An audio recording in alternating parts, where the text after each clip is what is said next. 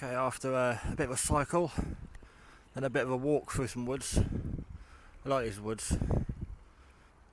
Nice tall thin trees. I'm on the edge of the woods at the moment. Got some fields, end of the tree line there, well, a large field, and then similar sort of forest.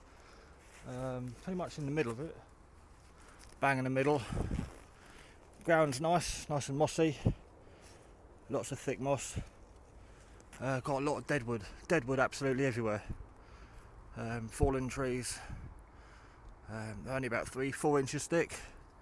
They're all sort of 12, 15, 20 foot long. More over here. Place is absolutely scattered with deadwood. So the ground's nicely insulated. I mean, the whole thing's just covered in moss. So managed to get the bike dirty again today. So we've got the bug out bag, the top part, and on the waist. You can see it. Got my fleece on there today. The rest of the bag. So I'm going to quickly unpack, get the tarps up, get a cup of coffee on the go, and then have a little wander. Okay, as you can see, I've got the tarp now set up. Not the corner, but the next one in. Bug. And same on that side, not the corner, next one in. Tied up in the middle to the tree. And the same on there, not the corner, but the next one in. And I've just tucked the corner in, so water will flow straight off the back and down off the sides, spread away from the top. Use the tree to tie it off instead of a pole or walking stick. I've got the ground sheet in there, only half unfolded, and I've just trimmed off a couple of these dead branches here with a saw, just so I've got access in and out. Only 4 or 5, they're all dead, completely rotten. And the inside, again the tarp, I've only unfolded it halfway for quickness, but there's still room at the back to unfold it all the way along. That's a good 6-7 foot long there. You get 2 people in there side by side. So yeah, simple one bungee, handful of pegs. Need to move back a bit so you can see. And that's the tarp. Now we'll get the coffee on the go and get the jacket back on. And I've made a couple of adjustments. Pull the tarp slightly further out. Got a guide bungee pegged into the ground, and the same on that side. Red one just coming from the side, just to give a bit more room inside. Back you'll see. So it's still sort of the pyramid shape. Yeah, pyramid shape. Plenty of room in there, at least 6 foot square, easy 6 foot square. And again around to the back, and I could fold these corners in even more, but I like it in case it rains to keep the water well away from the inside. Unlike the back side, where the water's going to soak into the ground and then possibly inwards. We'll have no problem with that on the sides. There's quite a lot of area of ground covered, so if the water did seep back in, it would be at least a foot before it got into the shelter. So that's my new tarp, 9 foot I think it was by 12 foot. It's standing now a good 3-4 foot in the air. That's above my waist height.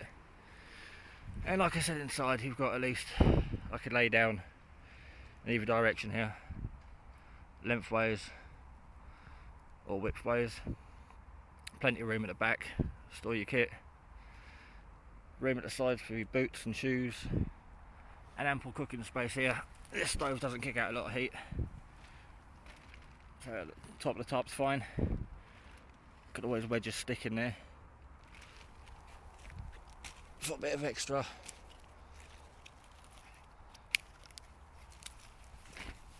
extra guarantee for height.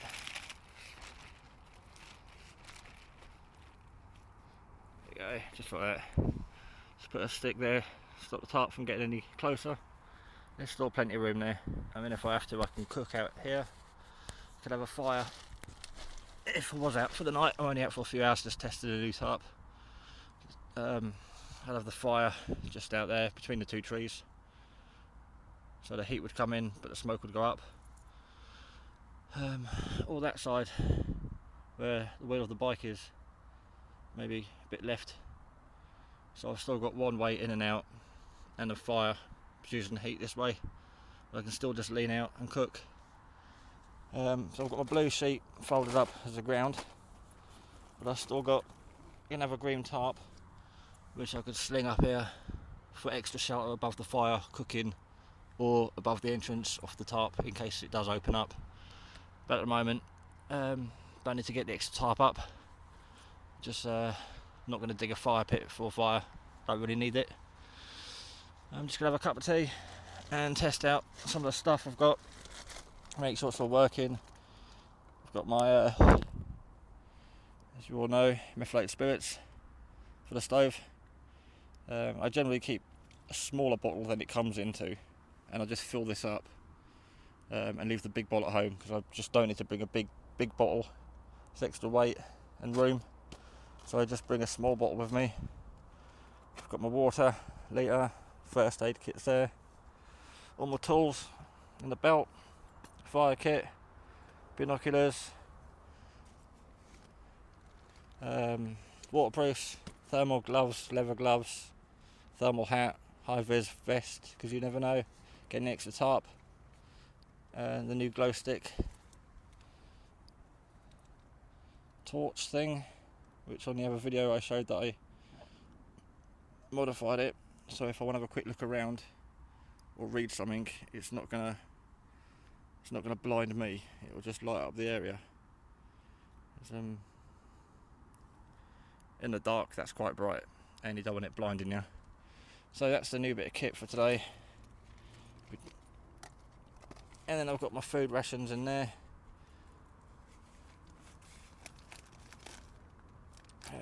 Wipes, baking tray at the bottom, shovel, spoon, cutlery, and I just got one of these long spoons as well. Because short teaspoons, also, if you leave them in there, which you shouldn't, but it says putting them somewhere dirty, if you put a small teaspoon in there, they're going to get hot. This thing handles so long, the end of it's still going to be nice and cool, so that's great for stirring.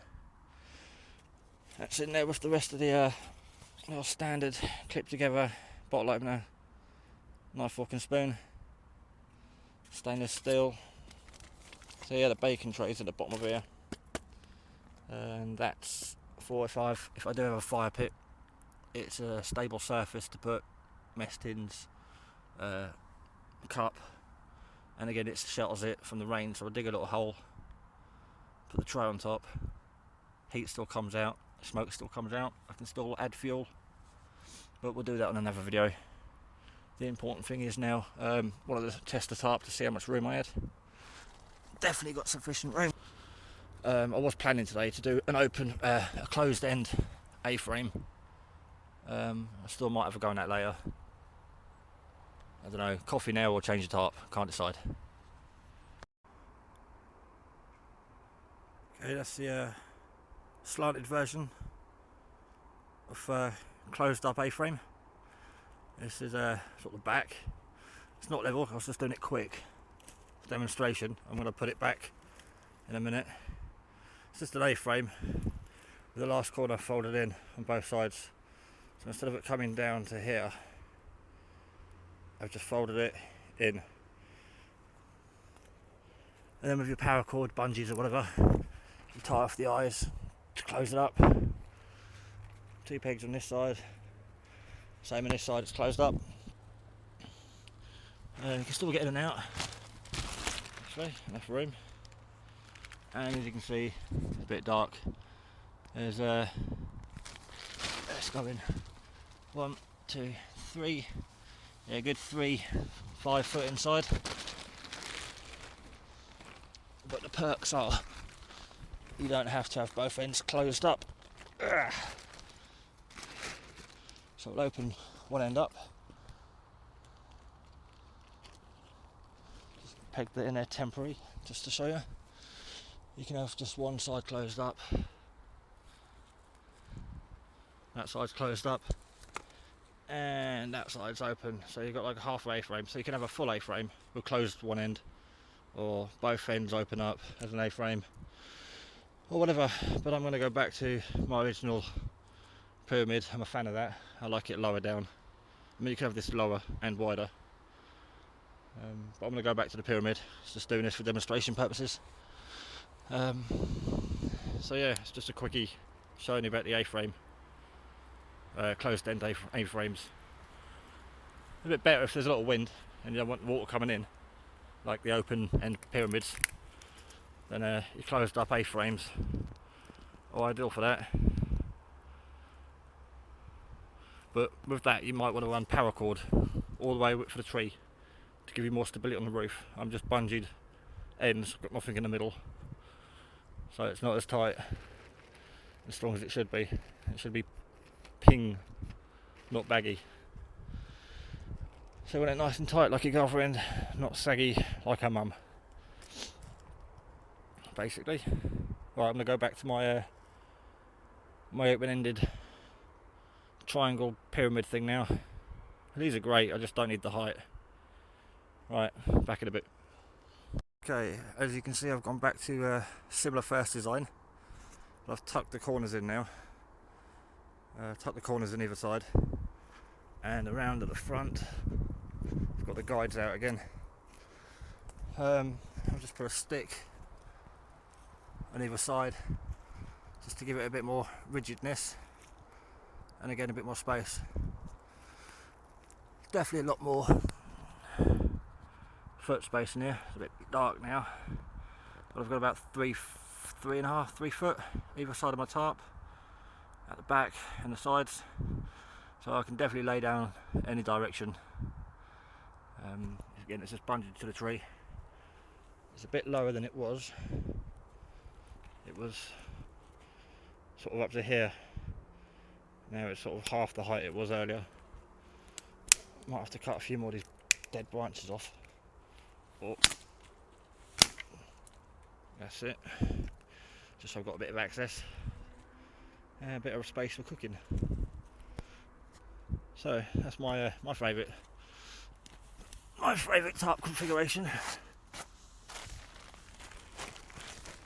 Again, a bit more room.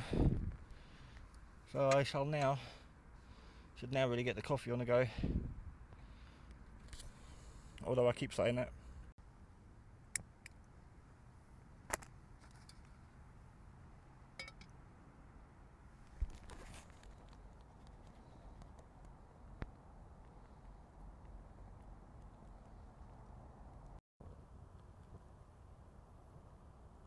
Okay, the water boiled, so I removed the tent pegs, just used another peg to pull them up because they were hot, and now the cup's sitting on the stove, sort of just simmering.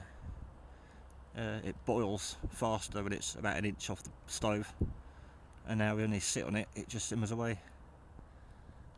Buffing over a bit dangerously now, as you can see that's bubbling like mad. And this spoon, get a long spoon, they're brilliant. But I will get airing out, so of course it gets a bit hot cycling over here. Camp's on the go, got my crap over there, ground sheet, kitchen area, got the communication post as well set up, got the odd knife on the wall, a knife in the in a tree for the radios. So to save on weight, I normally got little Tupperware tubs of tea, coffee, sugar and powdered milk.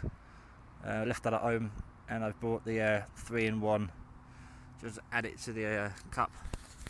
Got my long spoon. Again, the handle's nice and cool. I can touch that, but I wouldn't recommend touching any of that other stuff without a glove.